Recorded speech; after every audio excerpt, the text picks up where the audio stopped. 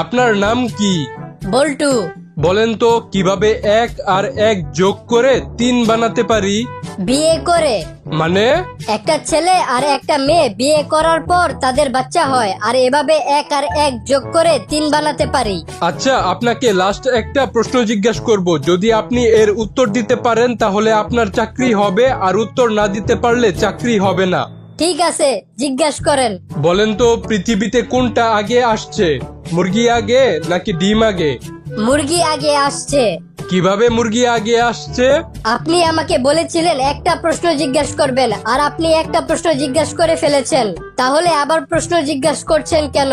যেহেতু আমি ওই একটা প্রশ্নের উত্তর দিয়ে ফেলেছি, সেহেতু আমার চাকরি হয়ে গেছে। টাটা, বাই বাই, কালকে থেকে অফিসে আসবো। কি রে বল্টু, রাগ করে আছোস কেন? আরে বলিস না, কালকে একটা ভিক্ষুককে 10 টাকা দিয়ে 5 টাকা ফেরত নিতেছিলাম। কোন হারামজাদা যেন পিছন থেকে ছবি তুলে ফেসবুকে পোস্ট করে ক্যাপশনে লেখছে, সাদাবাজের হাত থেকে ভিখারিরও রক্ষা নাই। স্যার, আপনাকে একটা ধাঁধা জিজ্ঞাসা করি। আচ্ছা কর।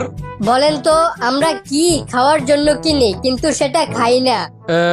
পারলাম না, তুই বলে দে। এটার উত্তর হবে প্লেট, কারণ প্লেট আমরা খাওয়ার জন্য কিনি কিন্তু খাই না। স্যার, আপনাকে একটা ধাঁধা ধরি। আচ্ছা ধর। 99 টাকা নিয়ে বাজারে গিয়ে 50 টাকা দিয়ে একটি বিস্কুট কিনলো, তাহলে আর কত টাকা থাকবে?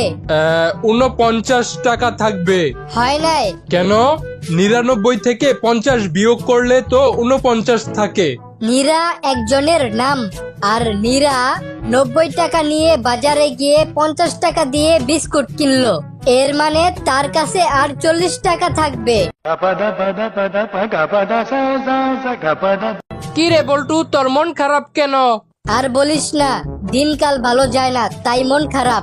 আমার যখন মন খারাপ থাকে তখন আমি আমার বউকে নিয়ে ঘুরে আসি, আর আমার মন ভালো হয়ে যায়।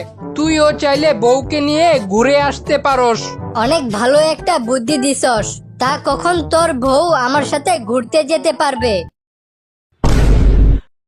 বল্টু বলতো, 1 হালি ডিমের দাম 40 টাকা হলে 1 ডজন ডিমের দাম কত?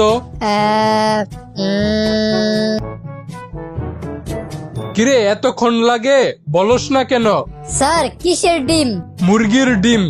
হে, আমি তো এতক্ষণ হাঁসের ডিমের হিসাব করতেছিলাম। বল্টু বলতো, পৃথিবীর সবথেকে পারফেক্ট জুটি কারা, যারা একজন আরেকজনকে ছাড়া চলতে পারে না?